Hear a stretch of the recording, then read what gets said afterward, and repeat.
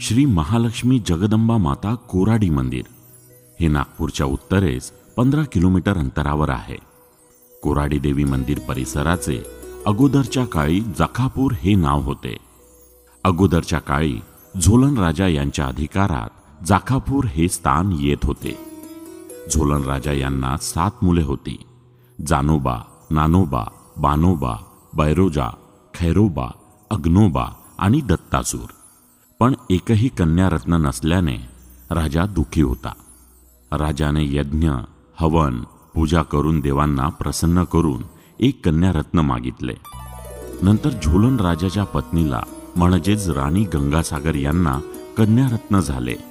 कन्येचा जन्म होताच नगरातील प्रजा खूप आनंदी झाली. जिकडे तिकडे उत्सव साजरे केले जात होते. राजा कन्येला बघण्याकरिता आल्यावर आईची स्वर्णिम कांती, उज्ज्वल तेज, सौम्य हास्य, अत्यंत आकर्षक मुखमंडळ, तेजस्वी डोळे, आकर्षक कान, भव्य मस्तक असे कन्येचे रूप पाहून जणू राजाचे नेत्र दीपत होते. राजाला असे वाटले की ही कन्या नसून देवी या दिव्य शक्ती रूपात आपल्या घरी मुलीच्या रूपाने अवतरलेली आहे. नंतर शुक्ल पक्षातील चंद्राप्रमाणे आई जाकुमाई वाढू लागली. त्यांचे सर्वतोमुखी दिव्य तेज आणि सुंदरता याची राजवाड्यात चर्चा होऊ लागली. नगरामध्ये प्रजा जाकुमाईचे गुणगान करण्यात राहत असत. नगरातील सर्व प्रजा आनंदात, सुखसमाधानाने राहत होती. सर्व वातावरण आनंदमयी होते. कोणत्याही गोष्टीची कमी नगरामध्ये नव्हती. राज्यकारभार सेनापती आणि मंत्री व्यवस्थितरित्या सांभाळीत होते. झोलन राजाच्या नगराच्या सीमेपलीकडील भागामध्ये किराड राज्याची नगरी होती. किराड राजाची कन्या जंगलात फिरता फिरता मैत्रिणीसोबत आणि काही निवडक सैन्यांसोबत झोलन राजाच्या नगरात प्रवेश केला.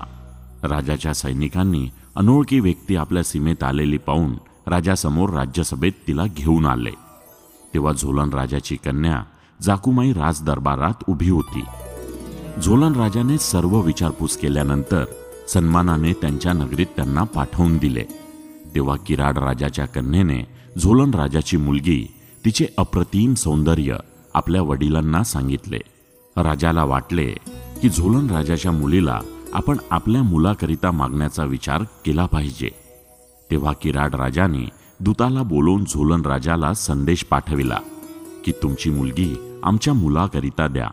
पण झोलन राजाने किराड राजाचा प्रस्ताव नाकारला.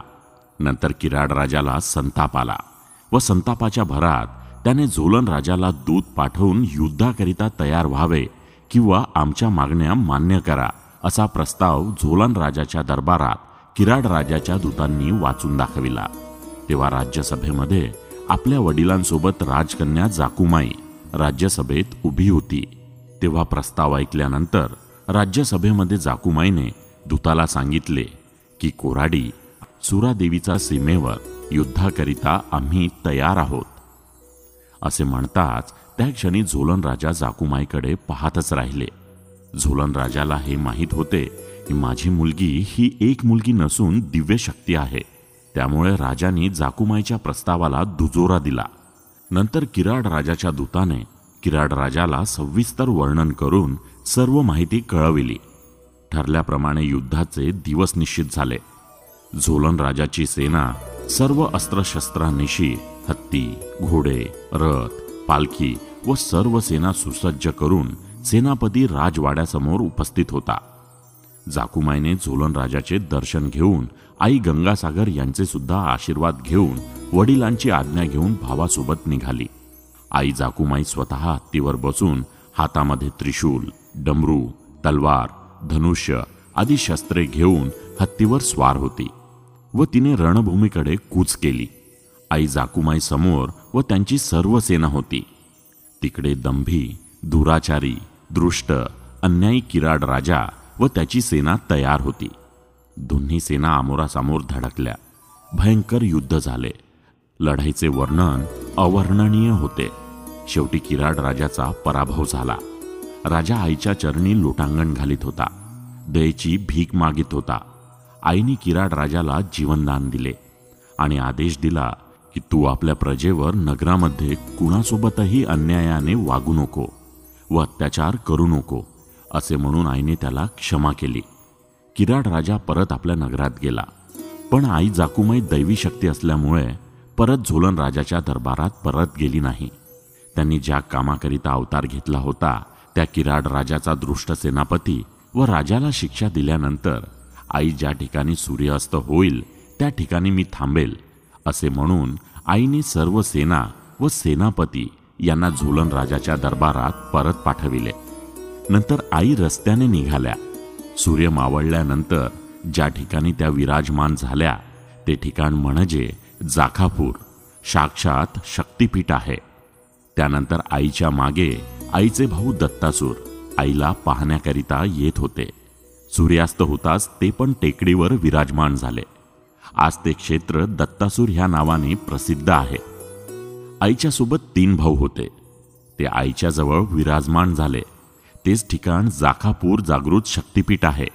आजचे कोराडी मंदिर या नावाने ओळखले जाते. चैत्र व अश्विन वर्षातून 2दा जत्रा भरते. आताही आईचे 3 रूपात साक्षात दर्शन दररोज भक्तांना होते. सकाळी कन्या रूपात, दुपारनंतर युवा अवस्थेत व संध्याकाळी वृद्धावस्थेत. आजही आईचे साक्षात्कार 3 वेळेला होते. वर्षातून आईचे विशेष दर्शन ज्या स्वयंभू साक्षात स्वरूपात आहे ते दर्शन चैत्र महिन्यात 14 व अश्विन प्रतिपदेच्या दिवशी वर्षातून 2दा आजही स्वयंभू मूर्तीचे दर्शन भक्तांना होते. यावेळी अफाट गर्दी असते. देवीच्या पूजेचा सेवेचा मान वंशपरंपरेनुसार फुलझेले परिवाराकडे आहे. फुलझेले परिवार आजही देवीच्या सेवेत आहे. पिढ्यानपिढ्या जोपासलेल्या आख्यायिका व देवीची कथा व प्रासंगिक पुरावे. बाजूच्या परिसरात कुंड तसेच बाजूला गोमुख आहे. जाखापूर परिसरात अभ्र व रांगोळीचे दगड आजही मिळतात. तिथे पुरातन काळापासून जाखापूर या ठिकाणी सिद्ध पुरुष साधना करीत असत. नंतर गोंड राजे यांची कारकीर्द आली. त्यानंतर भोसले राजे यांची कारकीर्द अस्तित्वात होती. त्याही अगोदर मंदिराचे हेमाडपंथी बांधकाम, दगडाची दत्री, लाकडाचे कोरीव काम, दीपमाळ, मोठमोठ्या शिलेवर मंदिराचे बांधकाम अगोदर झालेले होते. त्यावरून हे सिद्ध होते की हे मंदिर किती प्राचीन आहे. नंतर भोसलेकालीन साम्राज्य आले तेव्हा हे मंदिर सुप्रसिद्ध भोसले घराणे अंतर्गत पुरी परिवार मालगुजारीच्या अधिकारात हे क्षेत्र येत होते. जाखापूर या ठिकाणी मंदिर परिसरामध्ये भक्त लोकांकरिता भक्तांच्या सेवेसाठी सराईचे बांधकाम, विहिरीचे बांधकाम केलेले आढळते. नंतर 24 जुलै 1987 मध्ये या ट्रस्टला श्री महालक्ष्मी जगदंबा संस्थान कोराडी हे नाव देण्यात आले. व आजही परिसरात फिरल्यानंतर पुरातन गोमुख, येथे केवड्याची झाडे, तिथला शीतल झरा, कुंड, दत्तात्रयाची पहाडी, सुरादेवीचा तलाव हे सर्व आजही आढळते. त्यामुळे हे मंदिर किती प्राचीन आहे हे आपल्याला समजते.